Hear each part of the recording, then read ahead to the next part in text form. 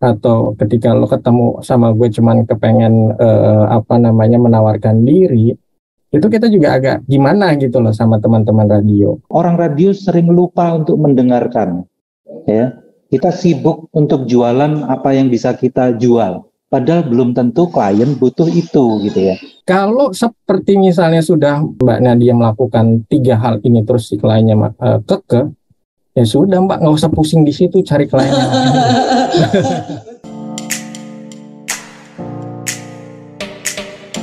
Hai, mitra kerja yang terhormat. Semoga hari-hari Anda menyenangkan. Kehormatan bagi kami bisa menyampaikan profil kami. Bright, Bahu Rekso, Ingkang Teguh. Mitra kerja yang siap bersinergi, bersama-sama melompat lebih tinggi karena kami berusaha fokus pada proses dan tujuan akhir, berusaha menjadi pendengar yang baik. Core bisnis kami adalah radio buying yang memiliki jaringan yang tersebar di seluruh Indonesia, dari kota-kota besar hingga ke pelosok negeri. Kami didukung oleh tim yang solid dan berpengalaman, yang berusaha fokus pada demografi, tipografi, dan psikografi target market. Kami juga didukung sistem yang terintegrasi demi efisiensi dan efektivitas. Kami mengakomodir semua bentuk iklan radio, mulai dari commercial spot, ad-libs, insert quiz, live report dan interaktif talk show, hingga pembuatan konten siaran dan program sindikasi berjaringan. Kami memiliki source untuk pembuatan materi. Layanan kami berikutnya adalah event management yang meliputi semua bentuk activity. Event yang berkolaborasi dengan kegiatan on air maupun event yang menjadi single media promosi seperti sampling dan selling, happening art, internal gathering, seminar, on-ground activity, school to school, hingga grebek pasar. Jika Anda placement melalui Bright, kami berikan benefit amplifikasi promosi melalui akun sosial media yang dimiliki radio. Kita akan pilih akun Twitter, Instagram, atau Facebook sesuai segmen follower mereka. Channel Amplify Radio Bright melalui brightindonesia.com atau radiobright.com menjadi benefit tambahan bagi brand Anda. Berikut adalah beberapa brand yang pernah dan sedang kami handle.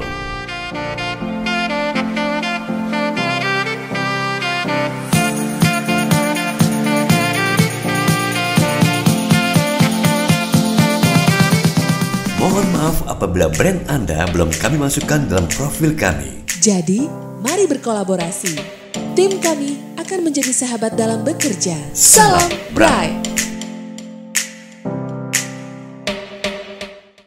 Baik, Bapak Ibu sekalian, gak terasa ya, sudah ada penjelasan panjang lebar tadi dari brand owner, dari Mas Tommy, diperkuat sama penjelasan dari Mas Ade tadi bagaimana agensi melakukan suggestion plan dan seterusnya. Kemudian dilengkapi juga dengan pemahaman dari Mas Dodi bagaimana seharusnya yang radio lakukan untuk bisa melakukan social movement supaya radio tetap menjadi channel pilihan advertiser untuk melakukan kegiatan promosi. Nah, tadi di chat sudah ada Mas Heri yang mau melakukan tanya jawab nih sama para narasumber kita hari ini. Mas Heri, dengar suara saya Mas Heri? Ya, gimana Mas Heri? Baik, Mas Heri mau bertanya ke siapa Mas? Boleh ke Mas Tommy sama ke Om Ade. Mas Ade, ya. Kalau ke Mas Dodi nanti di kantor aja nanyanya Mas. Ya, oke. Om Ade. Mas Ade sama Mas Tommy masih dengar kita ya? Masih Mas Budi, masih ada. Baik. Mas. Ya, Mas ini silakan. Oke, tadi di salah satu materi Om Ade tadi kebutuhan klien adalah awareness, engagement, dan conversion. Yang saya ingin tanyakan terkait conversion. Arti conversion sendiri dari sudut pandang klien ini sampai saat ini seperti apa ya? Apakah hanya berupa data konversi atas iklannya yang masuk, ataukah pada sisi target yang dicapai klien atas iklan tersebut? Begitu sih, artinya bisa jadi target selling ataupun target awareness juga. Kurang lebih conversionnya itu seperti apa? Berlaku juga untuk Pak Tommy sih, artinya conversion yang ditangkap oleh teman-teman produk seperti apa? Gitu Mas Budi. Baik, oke. Supaya nggak terlewat pertanyaannya, langsung dijawab atau bagaimana Mas Adi? Mas Tommy? Monggo Mas Tommy. Mas Ade dulu. Ya, Mas Ade dulu boleh, silakan Mas. Oke. Silakan Mas Ade. Conversion yang di sini yang dimaksud adalah sebenarnya lebih kepada target yang dibebankan atau target yang diberikan klien ketika menjalankan suatu activity. Dan itu bisa bentuknya bermacam-macam gitu loh, bisa dalam bentuk selling product gitu, bisa dalam bentuk submission gitu, itu bermacam-macam gitu loh. Jadi memang saya berikan gambaran secara generalnya aja conversion gitu loh, tapi kurang lebih seperti itu. Nah mungkin nanti Mas Tommy bisa menambahkan. Monggo Mas. Baik. Tadi yang diinfokan Mas Ade, saya kurang lebihnya sudah benar ya. Dan konversi memang bisa bermacam-macam ya, tergantung dari kebutuhan kita pada saat itu. Apabila memang kita sedang meluncurkan suatu produk ataupun sedang kita membuat promo atas produk tertentu, mungkin conversion kita lebih dalam lagi, yaitu lebih ke penjualan. Jadi dengan ada kita pasang iklan ini, kadang-kadang dituntut di manajemen, oke, kita pasang iklan di sini, kita naik sales berapa banyak gitu kan. Itu juga menjadi salah satu takaran konversi juga. Jadi dari hasil pemasangan iklan ini ada impact nggak langsung ke penjualan. Itu kalau dari sisi penjualan. Tapi juga jadi di sisi misalnya kita mengadakan suatu acara, audiensnya datang yang banyak nggak yang datang dan lain-lainnya. Dan juga mungkin yang hanya sifatnya data saja, yang tadi misalnya berarti listenernya ternyata sebanyak ini, reach-nya sebanyak ini, itu juga menjadi conversion juga. Tergantung jadi kebutuhan ataupun objektif daripada saat kita melakukan pemasangan iklan tersebut ataupun campaign pada saat itu. Kurang lebih gitu Mas. Baik, ini bagian dari ROI ya berarti ya Mas ya? Return of investment. Ya sedikit kurang lebih gitu ya, tapi memang tidak bisa menjadikan suatu takaran yang mutlak gitu ya. Tetapi biasanya sekarang saat ini di manajemen pasti makin melihat kalau ada nggak sih, karena kita tahu sendiri ya, mungkin perkembangan sekarang udah berubah Mas ya. Kalau zaman kita dulu ya, saya Mas Budi kan saya udah kenal cukup lama ya, saya masih di industri sebelumnya, kita pasang iklan udah kayak pasang radio tuh udah kayak beli kacang ya gitu. Udah sesuatu yang ya udah yang penting pasang, tayang, udah terus-terusan gitu ya. Nah sekarang ini mungkin agak beda ya, kita tuntutan secara hasilnya apa itu lebih terarah dan terukur lagi gitu yang diminta itu Mas, kurang lebih. Baik, oke, Mas Heri mudah-mudahan sudah bisa menjawab ya pertanyaan tadi ya tentang conversion ya. Baik Mas, agak ini sih kalau saya boleh menambahkan sih Mas, artinya kalau konversi harapan kita sih bukan pada sisi sellingnya tadi sih, tetapi tugas kita di media kan untuk membuat ini menjadi tahu, membuat orang mengetahui tentang produk ini. Terkait dengan selling kan memang banyak faktor yang harus mempengaruhi ke sana gitu. Jadi media, radio terutama, target kita adalah produk-produk yang disampaikan ke kita. Tugas kita adalah membuat produk ini tersebar. Mereka mengetahui, mereka memahami dari produk ini. Harapannya konversinya sih berupa data dari produk yang berpromosi di kita. Pendengarnya sampai berapa banyak sih pada saat produk ini diperdengarkan. Kalau diarah ke sana sih kita masih bisa mensajikan data-data itu gitu sih Mas. Gitu Mas Bud.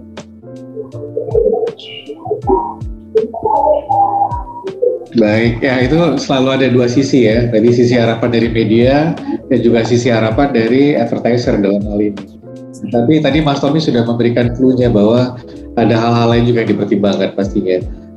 Oke, makanya ini tugas kita semua nih, bagaimana radio bisa memberikan measurement yang lebih valid lagi, bisa lebih kita pertanggungjawabkan untuk mengarah kepada jawaban atas kebutuhan klien tadi Mas Heri ya. Ya, baik. Boleh menambahkan lagi berikutnya ada Mas. Oh iya silakan Mas Ade. Silakan. Pastinya mungkin menambahkan juga dari statementnya Mas Heri ya. Kita tahu Pak bahwa setiap campaign klien itu biasanya kita akan diberikan KPI gitu loh. Nah KPI ini bermacam-macam bentuknya gitu loh. Tadi yang kalau Mas Heri bilang conversion dalam bentuk data berupa berapa sih orang yang mendengarkan, itu mungkin lebih kepada KPI dalam bentuk reach-nya gitu loh. Tapi kalau misalnya kalau misalnya KPI-nya dalam bentuk engagement, itu lebih kemana sih? Ya bisa dalam bentuk reach atau bisa dalam bentuk product experience, misalnya si audiens yang mencoba gitu loh si produk ini gitu loh. Jadi memang di setiap campaign itu biasanya klien akan meminta yang namanya KPI. Nah, kita harus bisa pintar-pintar lah mengkondisikan mengenai masalah KPI ini, karena KPI itu banyak sekali gitu loh, bukan hanya tadi yang selling, bisa jadi dalam bentuk yang tadi Mas Heri bilang, reach-nya berapa sih, terus yang Mas Tommy juga bilang, berapa sih sebenarnya audiens yang datang ke misalnya kita ngadakan suatu event gitu loh. Seperti itu Mas Budi kurang lebih. Thank you Madi. Terima kasih Mas Ade. Nah, berikutnya dari ini Mas Patriot mungkin ya, Susana FM. Ya, sore, Mas. Halo, selamat sore Mas. Silakan. Ya, izin bertanya aja, mungkin untuk Mas Tommy dan Mas Ade. Untuk Mas Tommy tadi kan sempat meng-highlight kalau Modena mencari radio untuk kegiatan yang lebih lokal ya. Tetapi di satu sisi juga masih mempertimbangkan reach dan engagement. Aku cuma pengen tahu aja, kalau dari kacamata Modena, gimana sih kapan memposisikan waktunya pakai radio, kapan memposisikan waktunya pakai influencer lokal. Karena kan influencer sekarang juga lagi naik-naiknya dan mereka juga lokal. Jadi itu. Kemudian untuk Mas Ade, ini sih nyambung pertanyaan Mas Heri barusan sih. Jadi kebanyakan kan kalau di media kan levelnya di awareness ya. Nah, aku mau nanyain aja, kalau di level awareness kadang angkanya radio, kalau di-compare dengan angkanya di digital, itu kadang agak marginnya agak besar ya. Itu sebenarnya kalau dari sisi kacamata klien itu, mereka masih melihat itu masih menarik atau tidak. Itu aja sih. Terima kasih Mas kesempatannya. Baik, terima kasih Mas. Oke, silakan Mas Ade dan Mas Tommy. Ya, mungkin saya duluan Mas Ade ya, berlupa. Berlupa silakan. Ya, silakan Mas Tommy, silakan Mas. Baik, tadi mungkin kalau pertanyaannya kapan sih kita mulai memutuskan mau pasang radio atau KOL gitu ya. Jadi pada dasarnya kita melihat dulu objektivitasnya. Jadi kalau kita pada saat kita di cabang kita di daerah gitu ya, misalnya kita ada event tertentu atau campaign tertentu yang memang kita perlu sifatnya mass communication gitu ya, yang secara digencarkan atau dipublikasikan secara satu arah dan luas dalam artian dalam satu area lokal tersebut ya, kita tentunya akan memilih radio gitu ya, baik itu dalam bentuk adlibs ataupun sebuah mini talk show gitu ya. Tetapi pada saat kita punya objektif untuk kita menginginkan experience dari target market kita, ataupun kita ingin mendapatkan dari sisi endorsement. Jadi dalam artian kalau kita gunakan KOL kan itu seakan-akan mereka yang mencoba gitu ya, mereka yang memberikan suatu endorse ataupun suatu testimonial ya. Nah di situ baru kita memilih untuk menggunakan KOL gitu ya. Nah, sehingga kita tentunya mempunyai objektivitas masing-masing ya, tergantung daripada kebutuhan kita. Nah, pada umumnya kita biasanya malahan melakukan secara bersamaan gitu ya, biasanya bersamaan. Tetapi kalau sudah tidak ada campaign yang perlu disuarakan secara mass gitu ya, biasanya kita langsung baru main dengan KOL tadi ya, sehingga seakan-akan ini dibuktikan oleh pihak ketiga gitu ya.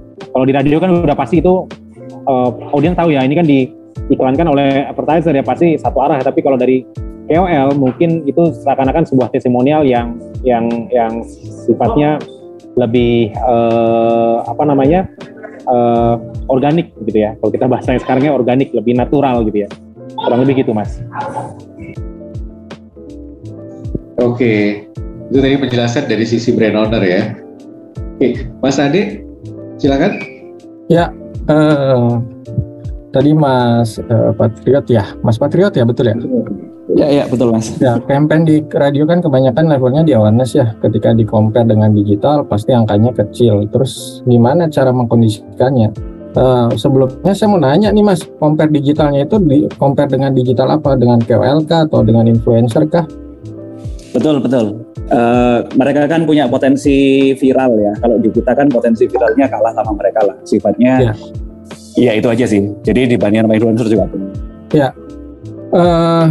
KOL itu kan kalau di kita tuh biasanya kita mengklasifikasikan KOL itu ada beberapa tingkatan, Mas. Dari mungkin teman-teman di sini sudah ada sebagian yang tahu ya KOL yang tergolong kategori mikro atau ada levelnya lah sampai kepada yang KOL memang yang followersnya banyak gitu loh. Nah, kita mengklasifikasikan itu. Nah, kalau untuk kita compare dengan KOL yang atau influencer yang udah terbilang tinggi kayak misalnya Raffi Ahmad, ya kita memang tidak bisa bersaing di situ gitu loh. Tapi kalau misalnya KOL-nya masih tergolong kategori misalnya nggak terlalu tinggi atau kelasnya masih mikro, kita masih bisa compete di situ. Gimana caranya? Ya yang tadi Mas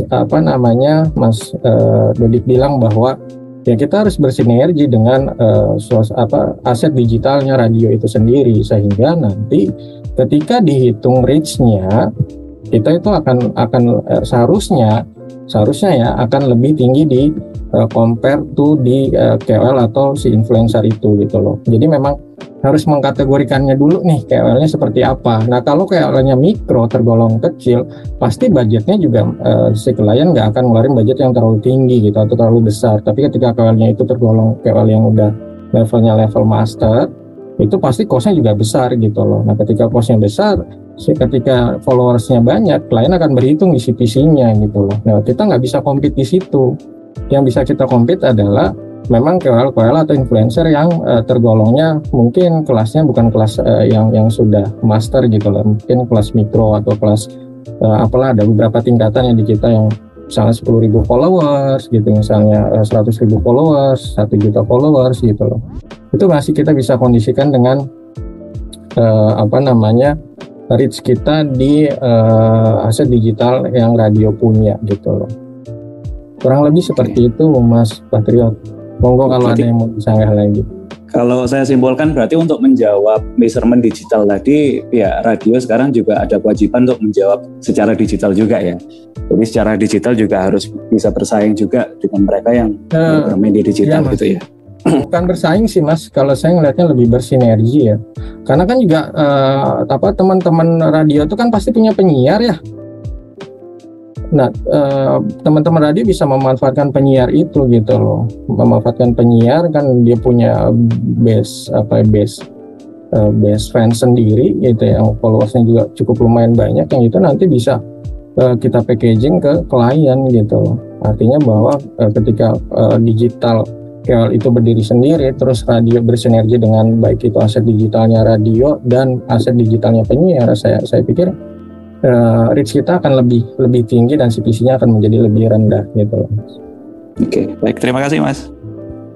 Terima kasih. Baik, terima kasih Mas ini penjelasannya. Tadi sudah jelas ya Mas Patriot ya? Ya, siap, sudah jelas sekali. Saya setuju sama Mas Ade, semuanya harus saling melengkapi. Tambah sedikit dari saya nih, karena posisi kami adalah di media baik gitu ya. Sekarang kan memang untuk radio selain data Nielsen kita belum ada measurement yang memang memberikan indikasi seberapa besar iklan yang kita lakukan di radio itu efektif atau enggak ke pendengar gitu ya. Nah, salah satu yang dilakukan teman-teman adalah memperbaiki report sosial medianya, karena teman-teman radio sekarang kan selain kegiatan on air, amplify informasinya adalah melalui sosial media yang dimiliki oleh teman-teman radio. Nah, data-data itu yang kemudian bisa diolah bersama gitu ya. Tolong berikan reach dan engagement-nya lebih detail kepada kami, sehingga itu bisa menjadi data tambahan buat advertiser untuk melakukan evaluasi terhadap efektivitas beriklan pada saat itu.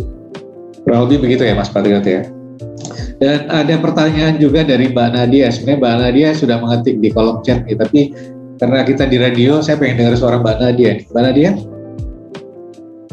Dengar suara kami? Oke, bisa dengar nggak aku sekarang? Kedengaran Mbak, silakan Mbak. Ya. Oke, terima kasih loh Mas Bright. Iya, saya mau mengungkapkan sebuah realita ya. Terus saya ingin tanggapan dari Mas Ade dan Mas Tommy terkait tantangan kita sekarang ini ya sebagai radio yang biasa berhubungan dengan para klien gitu. Jadi seringnya nggak closing itu, khususnya yang di lokal ya Mas, ya nggak atau kalau di Jakarta langsung kan bisa ke agensinya. Jadi yang lokal ini padahal adalah pemasukan terbesar kalau untuk radio kayak di kota Semarang di mana saya berada ya. Ada beberapa tuh yang berharap langsung impact ke penjualan. Oh kalau ini mah saya nggak dapat, nggak ada. Misalnya di bank nih, nggak ada yang nabung kok gitu. Banyak juga mereka yang pengambil keputusan di daerah itu pemikirannya tuh sangat pendek kalau menurut saya. Jadi mereka sendiri nggak tahu radio itu sampai di level awareness tadi yang udah kita bahas ya. Tadi juga ada Yudi di MGP Radio juga nanyain soal itu. Jadi dia sekarang apalagi udah beralih nih, kita pasangnya sekarang di media sosial aja. Seolah-olah mereka tidak mengerti karakteristik si radio itu ada. Padahal semua campaign produk tuh nggak semuanya juga langsung sampai ke level action, bahkan banyak yang umumnya tuh awareness. Kecuali ya kalau kita bikin iklan tuh segera datang ke sini atau segera beli sekarang juga, dan mereka lagi naik mobil mau ke Indomaret atau Alfamart langsung beli gitu. Ada produk-produk atau brand-brand yang nggak seperti itu. Nah kita harus setuju banget, harus kita edukasi. Itu pertama tantangannya. Yang kedua, karena pengiklan ini juga mengalami tadi ya di diskusi disebut juga tentang gimana situasi pandemi ini, bukan hanya radio yang menderita aja ya, tapi banyak usaha atau bisnis pun juga yang mengalami penurunan dalam pemasukan. Sehingga alokasi dana mereka atau kalau di pemerintah institusi atau instansi di daerah yang dapat dana dari APBN ya di pusat, dia juga ada yang di apa tuh istilahnya ya di alokasinya dana yang biasanya untuk kita diputus, nggak boleh karena semua dialokasikan untuk pandemi, jadi cuma sedikit banget. Itu yang membuat penderitaan berlanjut ya kemarin itu ketika di pandemi mereka pun tidak punya uang, dan itu yang membuat kita yang biasanya mereka ke kita ternyata enggak. Itu tantangan juga ya, enggak sebanyak sebelum pandemi, dropnya banget. Nah itu yang saya mau tanggapan gitu. Apa upaya-upaya yang bisa kita lakukan lagi? Apakah Mas ini punya pengalaman juga ya dalam hal bertemu dengan kasus seperti ini? Karena di radio itu orang marketing juga sales kan dia langsung ujung tombak masuk ke si klien. Kadang-kadang kita langsung aja, enggak, kita maunya udah ke digital aja Mbak, udah kamu lagi, kalau ke radio udah enggak itu. Nah, gimana pengalaman dalam menjelaskan ini ke para klien? Terima kasih Mas Rudi atas kesempatannya. Baik, terima kasih Mbak Nadia. Jadi inti pertanyaannya adalah bagaimana cara radio mengatasi tadi ya anggapan klien radio itu masih efektif kok gitu, kurang lebih gitu ya Mbak ya? Kurang lebih gitu. Ya. Mas Ade silakan, Mas Tommy. Siapa yang mau duluan? Ini Mas Ade duluan ya, mungkin bisa yang bantu dari sisi agensi mungkin ya. Oke. Sebelum ke kami ya. Baik Mas Tommy. Ya Mbak Nadia menarik ya Mbak ya, ini tuh saya ngelihatnya lebih kepada bagaimana radio itu sendiri mencoba untuk memarketingkan produknya mereka ke klien gitu loh. Nah, kebanyakan memang dari teman-teman radio itu ketika datang klien mereka tuh langsung tuh menyodorkan yang namanya proposal. Ini kita punya program ini, kita punya program itu, kita punya program ini. Kita juga sebagai klien ketika ketika dikasih atau ketika lo ketemu sama gue cuman kepengen menawarkan diri, itu kita juga agak gimana gitu loh sama teman-teman radio gitu loh. Jadi yang harus teman-teman lakukan yang pertama itu adalah kenali karakter klien gitu loh, karena klien ini karakternya bermacam-macam Mbak Nadia gitu loh. Ada klien yang pendekatannya langsung to the point, yang ketika nawarin proposal mereka excited, terima aja, terus mereka pelajari. Ada klien yang tidak bisa didekati dengan cara itu gitu loh. Atau misalnya ketika datang yuk ajak ngobrol santai dulu gitu loh. Terus yang kedua, jadi pendengar yang baik nih buat si klien gitu loh. Setelah tahu karakternya, jadi pendengar yang baik. Ajak si klien itu Mas, Mbak, sekarang lagi ngapain gitu loh. Ada yang bisa kami bantu nggak? Mbak punya problem apa? Mbak punya kondisi apa? Gitu loh. Barangkali kita bisa membantu Mbak gitu loh. Jadi dulu pendengar yang baik gitu. Jangan langsung ditembak klien bahwa ini kita punya program ini, ya harganya segini gitu loh. Ayo dong, nanti kita bisa kasih report dan segala macamnya. Enggak seperti itu. Terus yang ketiga, setelah teman-teman radio jadi pendengar yang baik, kasih insight buat si klien gitu loh. Ketika sudah tahu nih bahwa problemnya atau kebutuhannya klien seperti ini, baru tuh teman-teman radio masuk kasih insight. Oke, kalau begitu kenapa kita nggak buat seperti ini ya? Gitu loh. Nah, kalau seperti misalnya sudah Mbak Nadia melakukan 3 hal ini terus si kliennya kekeh, ya sudah Mbak, nggak usah pusing di situ cari klien yang karena klien banyak Mbak. Klien banyak, nggak usah fokus ke satu yang itu gitu loh. Kalau memang mereka sudah tidak ada keinginan untuk berkampanye ke radio, jangan buang-buang waktu di situ Mbak. Karena klien banyak Mbak di lokal, klien banyak. Mas Ade, aku tuh mau nanya juga ya Mas Ade ya, sebagai orang yang sering menerima proposal dan pendekatan dari orang-orang. Itu kadang-kadang si klien ini dia pokoknya dia dengerin radio kita aja dia nggak tahu tentang kita, tapi dia udah kayak banget pokoknya nggak mau gitu. Nah, ada nggak sih tipe-tipe yang kayak gitu? Tinggal aja kalau kayak gitu atau gimana Mas Ade? Banyak Mbak, klien di kami gitu, banyak. Ya tinggalin aja, artinya mereka memang kebutuhan kampanye memang tidak di radio gitu loh. Nah, ketika kebutuhan kampanye klien itu tidak di radio, ya sudah gitu, artinya ya kita nggak bisa berbuat apa-apa gitu loh. Yes. Cari yang memang kebutuhan klien tuh ada kebutuhan kampanye di radio ya, tapi ya tadi yang saya bilang itu ada 3 stepnya, coba pahami itu dulu. Sebelum udah tahu, Mbak seharusnya bisa tuh mendapatkan atensi si klien gitu. Keren Mas. Oke. Saya udah melakukan semuanya itu, ada yang sampai berhari-hari ya. 3 hari, sebulan baru closing loh. Ada yang memang udah enggak, tapi kayaknya gemes juga kalau Mas Ade. Ini orang ternyata dengan Mas Ade ngomong gini, ya benar juga ya. Ya udahlah, pasrahin aja langsung ke tempat lain ya Mas. Thank you Mas. Thank you so much Mbak Nadia. Ya. Monggo Mas Tommy mungkin bisa menambahkan. Semangat terus Mbak Nadia. Siap. Ya, Mas Tommy silakan. Baik, tadi saya mau ngomong gitu yang diomong sama Mas Ade itu, tapi nggak tega hati sebenarnya ya. Tapi itu bener. Kalau mereka datang langsung bawa rate card, langsung bawa bikin paket tuh kita kayaknya agak gerah sih, Bang, terus terang aja ya. Itu pasti agak gerah, itu pasti gitu ya. Apalagi kalau memang kebutuhan cukup kebutuhan kami di daerah ya, karena kalau di pusat mungkin kita bisa dibantu agensi atau apa, kita bikinin paket langsung, dan radio-radionya biasanya udah kita sasar duluan gitu ya. Tapi kalau di daerah kan kita mungkin keterbatasan manpower kita, misalnya kita di cabang kita ada cabang sub cabang yang nggak punya marketing, kita harus lihat dulu atau bagaimana gitu ya.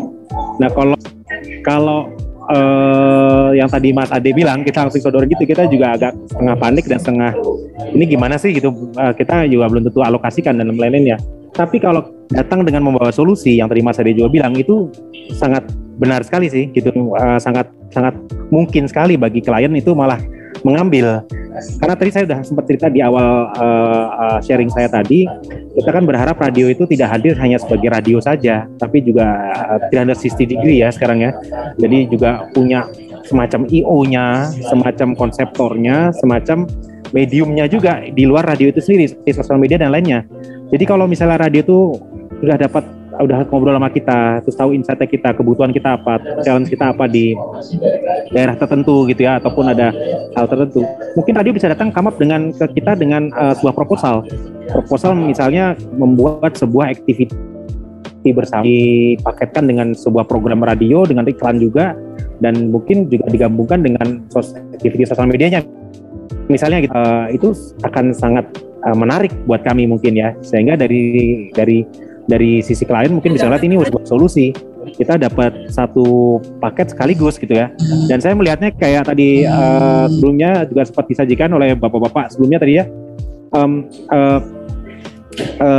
radio pada saat sudah mempunyai aspek bisnis lainnya, misalnya juga bisa menjadi organizer juga sebuah event atau meng-create sebuah event dengan komunitinya, dengan sebuah itu menjadikan sebuah aset yang massa, itu akan sangat efektif dibanding kita mungkin hire IO biasa gitu ya. Kita hire IO biasa ya mungkin ya just an IO gitu ya, belum tentu mereka punya massa karena mereka hanya kita kerjakan sebagai organizer. Tapi kalau IO-nya dari radio dan dipaketkan dengan paket on air dan paket off air ini, mungkin itu luar biasa sekali gitu menurut saya ya.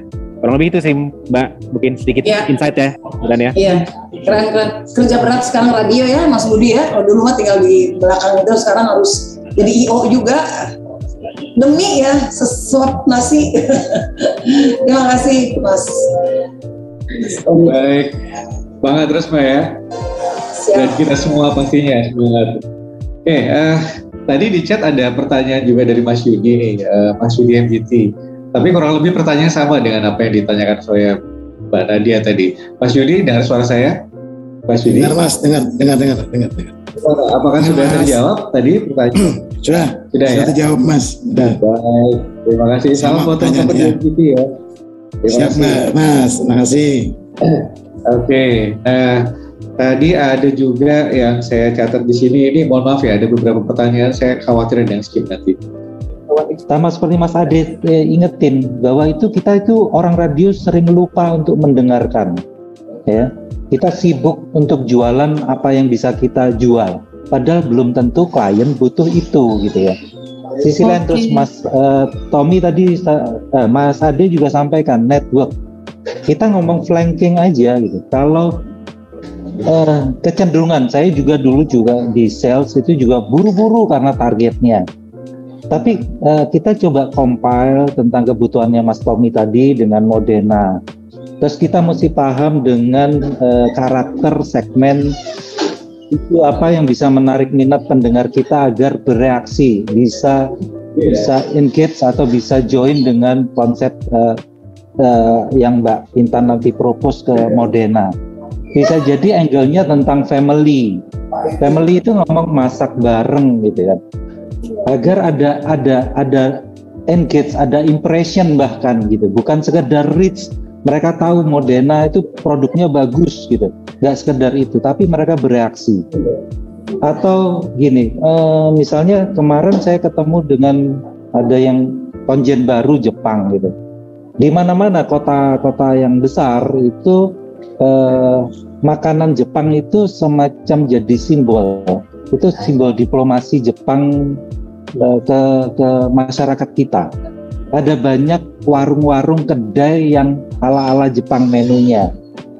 Itu kan bisa jadi juga kalau segmennya cocok, belum tentu Modena gitu. Tapi kalau kita bisa kolaborasi dengan pemerintah kota setempat atau pemerintah daerah, bikin semacam pemberdayaan UKM, bagaimana manage atau membuat kuliner ala Jepang gitu. Ada perwakilan dari Jepang atau chef Jepang, ada pemerintah kota yang representatif itu kekuatannya. Jadi kita nggak sendirian mempengaruhi publik. Klien akan seneng karena ini ada kolaborasi sekian institusi gitu. Itu mungkin akan membuat pengaruh lebih untuk dipertimbangkan. Bukan begitu Mas Tommy kira-kira? Kalau kolaborasinya makin kuat, bisa membangun pengaruh lebih dahsyat, itu kan bisa jadi pertimbangan yang menarik.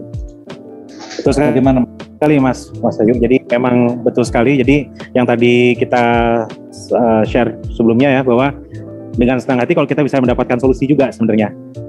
Karena kan kadang-kadang mungkin teman-teman radio ini justru yang lebih ngerti komunitinya loh, gitu dibanding kita mungkin. Apalagi kita kalau dari HO ya, mungkin yang teman-teman di cabang pun kayak saya bilang, kalau contohnya kalau produk kami kan memang tersebar di seluruh Indonesia, tapi mungkin tidak punya marketing, tim marketing atau tim markom yang di semua kota gitu kan. Mungkin satu marketing mewakili beberapa kota. Nah, ya mungkin kan itu kadang-kadang di kota-kota tertentu yang ada radio tertentu yang mungkin kita harus dapat insight-nya dari mereka malahan. Itu yang mungkin kita bisa lebih kena lagi gitu dibanding kita dari diskusi kitanya. Begitu Mbak Intan, kayaknya Mbak Intan kan paling paham tentang solo dan pendengarnya.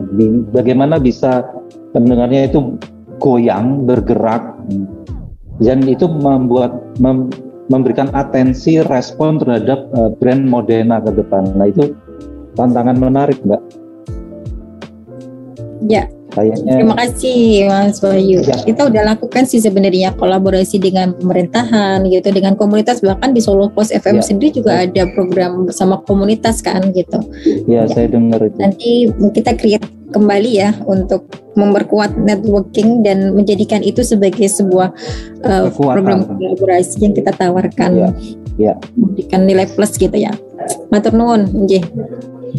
Baik. Saat ini di jam kami menunjukkan pukul 15.30, tapi saya melihat atensinya masih luar biasa nih, teman-teman dalam melakukan konteks diskusi gitu ya. Tapi rasanya waktu juga lah yang memang harus membatasi diskusi kita hari ini gitu. Jika ada hal-hal yang ingin masih ditanyakan dan seterusnya, boleh nanti ditanyakan ke Mas Ade langsung atau ke Brad via Mbak Hani dan seterusnya. Untuk pertanyaan-pertanyaan yang ke Mas Dodi, ke Mas Tommy, boleh nanti ditanyakan melalui kami atau melalui jalur pribadi ya, japri ke beliau masing-masing. Baik, Bapak Ibu, demikian tadi diskusi siang kita hari ini dengan tema harmoni dalam kolaborasi.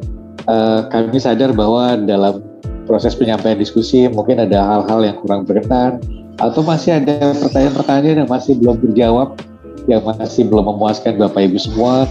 Kami mohon dimaafkan sebesar-besarnya. Secara pribadi dan secara manajemen, kami mengucapkan terima kasih kepada Mas Tommy Pratomo, Head of Corporate Communication and Partnership dari Modena Indonesia. Juga Mas Ade Suryawan ya. Terima kasih juga Mas Budi. Ya, ROCP Team dari Grup M dan Nexus ya, Mas Ade Suryawan dan juga terima kasih Mas Budi. Mas Dodi dari PRSSNI, mewakili pendidikan dan penelitian pengembangan ya Mas ya. Sore ini luar biasa diskusinya. Mudah-mudahan kita bisa lanjutkan ke diskusi-diskusi berikutnya dengan materi-materi yang juga menarik demi kemajuan industri radio.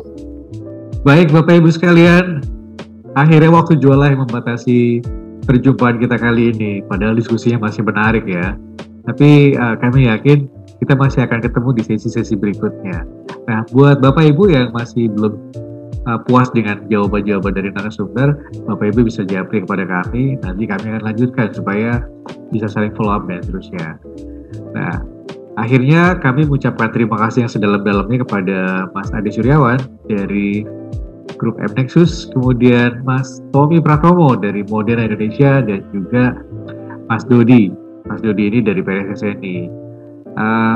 Kami atas nama manajemen mengucapkan mohon maaf apabila dalam konteks diskusi ada perilaku, perbuatan maupun perkataan kami yang kurang berkenan di mata Bapak Ibu semuanya. Semoga apa yang kita lakukan hari ini, diskusi harmoni dalam kolaborasi, bisa menghasilkan bekal tambahan bagi kita untuk menjaga industri radio agar semakin kreatif dan memberikan makna.